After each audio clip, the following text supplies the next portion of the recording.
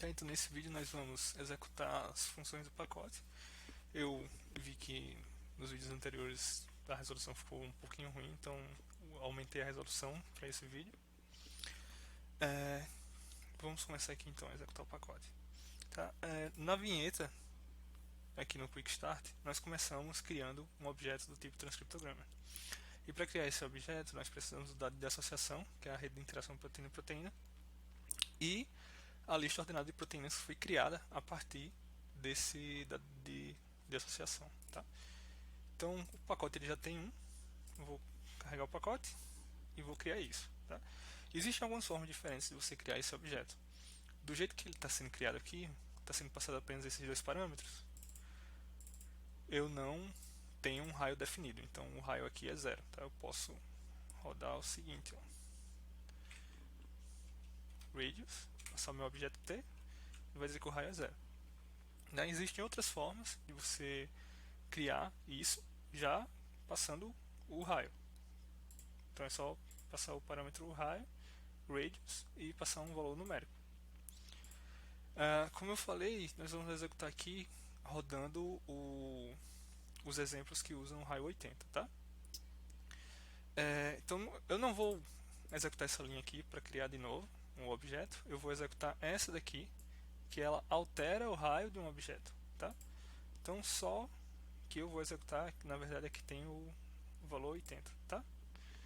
Então eu vou executar essa daqui. Se eu for conferir aqui de novo, meu raio agora 80.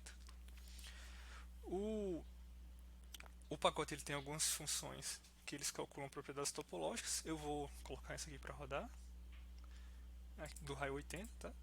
Ela é um pouquinho demorada, então para agilizar um pouco, eu vou mandar executar com todos os núcleos de processamento disponíveis. Eu tenho 8 no caso. Tá? Essa função vai demorar um pouquinho. Então essa função aqui, ela faz o seguinte: nós não temos dados de expressão ainda, né? Nós só temos o que? Os dados da lista ordenada de proteína e os dados de interação. Então essa função ela vai verificar a rede que existe com o que a gente passou. E ela vai calcular algumas propriedades dos nós, como por exemplo o grau do nó, que é a quantidade de proteínas associadas àquela proteína, o coeficiente de clusterização, que o coeficiente de clusterização ele mede quanto um grupo de proteínas está conectado, tá? Então, se ele estiver densamente conectado, como por exemplo nesse caso aqui, esse grafo A, ele tem bem mais conexões do que o grafo C. Então o coeficiente de clusterização dele é maior do que o do grafo C, tá? No caso, o coeficiente de clusterização ele varia de 0 a 1. 1 seria o maior número de conexões possíveis entre aqueles nós, tá? Então, por exemplo, nesse caso aqui do grafo A, eu tenho 6 nós, né? Eu tenho 6 nós e assim, pegando esse nó central, o coeficiente de clusterização vai ser baseado nele, tá? Então, pegando esse nó central chamado de I, o que é feito eu vou verificar todos os nós que são conectados nesse I e ver se eles se conectam com os outros nós que também são conectados com o I, tá? Então a gente chama isso de triângulo. Quando você tem o I, ele se conecta com um nó, como por exemplo o 1, e esse 1 é conectado com o nó 2, que também é conectado com o nó I. Então, no caso, isso aqui vai formar exatamente um triângulo de arestas. Então, isso conta como um triângulo, tá?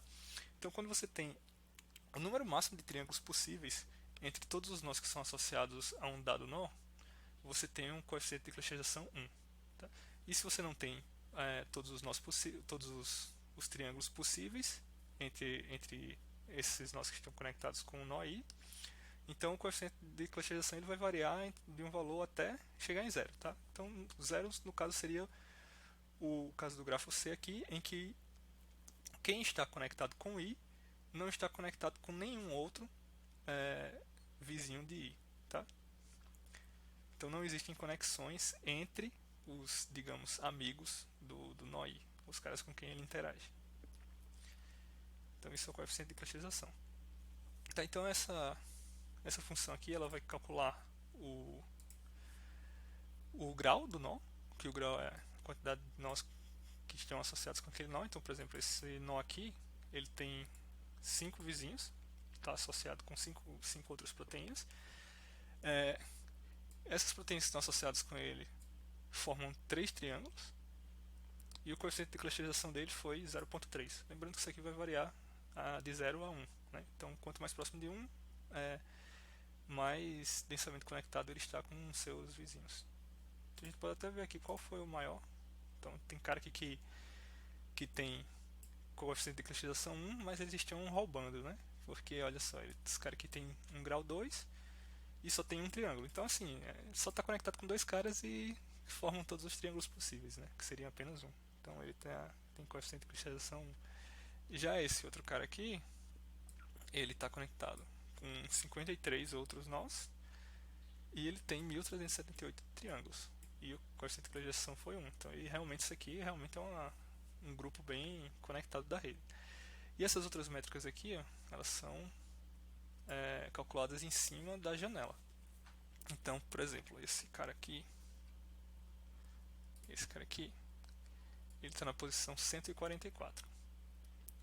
Se o meu raio foi 80, então eu vou somar 144 mais 80 e subtrair também 80 de 144. Aí eu vou pegar todas as proteínas que estiverem nessas posições e calcular a conectividade média dessa janela e também a coeficiente de clusterização e a modularidade da janela. A modularidade da janela é um coeficiente que ele mede se aquele grupo, caso ele seja removido da rede, aquilo ali seria um módulo, como o próprio nome diz aqui, né, com modularidade. Mas em outras palavras é o seguinte, se aquele grupo ali ele tem muitas conexões entre si e poucas conexões com o resto da rede, tá? Então, deixa eu ver aqui se eu consigo encontrar uma imagem que deixe isso claro. Tá, justamente isso aqui. Então, olha só esse caso. Você tem um grupinho aqui que ele tem muitas conexões entre ele, mas ele está conectado pelo restante da rede apenas por uma aresta. Então, se essa aresta for removida, esse grupo vai ser totalmente desassociado da rede. Tá? Então, isso aqui é o que mede o coeficiente de modularidade.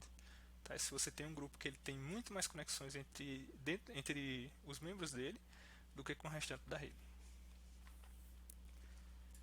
Tá? Tem outra função aqui que ela mede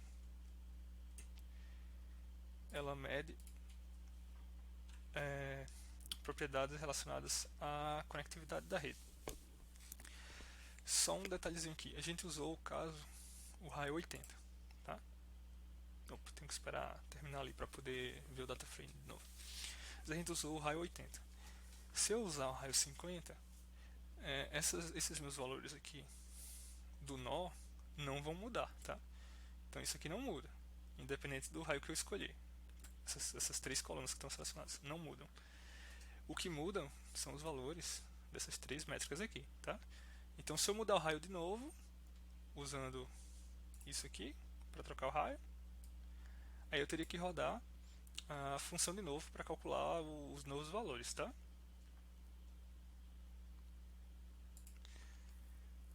No caso dessa daqui, essa função ela não usa o raio, então ela não sofre alteração por isso. Então essa função aqui ela faz o seguinte, ela calcula métricas da rede em função da conectividade de cada nó.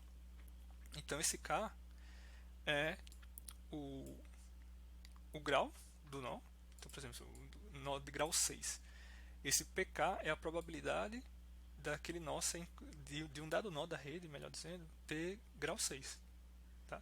Então, por exemplo, a probabilidade de um nó ter grau 1, ele ter apenas uma associação, é de 13% praticamente, né? 14%, se pegar o 0,139, né? O AK é a assortatividade do nó. É se os nós com que ele está conectado também tem grau 1. Tá? Então, geralmente, como você tem um cara com grau 1, ele está conectado com outro cara de grau 1 também. é, por essa sortatividade ser alta, tá? E o CK é o coeficiente de clusterização, do coeficiente de clusterização médio dos nós que tem esse grau. Então, por exemplo, os nós que tem grau 1, eles só têm uma conexão. Para você formar um triângulo, você precisa de pelo menos duas. Então, não tem como ter coeficiente de clusterização maior do que zero, tá? A gente pode ver aqui quais são os nós que eles têm o maior coeficiente de clusterização. São nós com grau perto de 200, 256, 255, 224. Então, eles têm quase 1. Eles têm uma sortatividade alta, mas eles são bem raros. Então, nessa função, ela verifica esse tipo de métrica da rede. Para o vídeo não ficar muito longo, eu vou parar esse vídeo por aqui. E no próximo a gente continua com as funções realmente da parte que usa os dados de expressão. Mas só um comentário aqui para finalizar.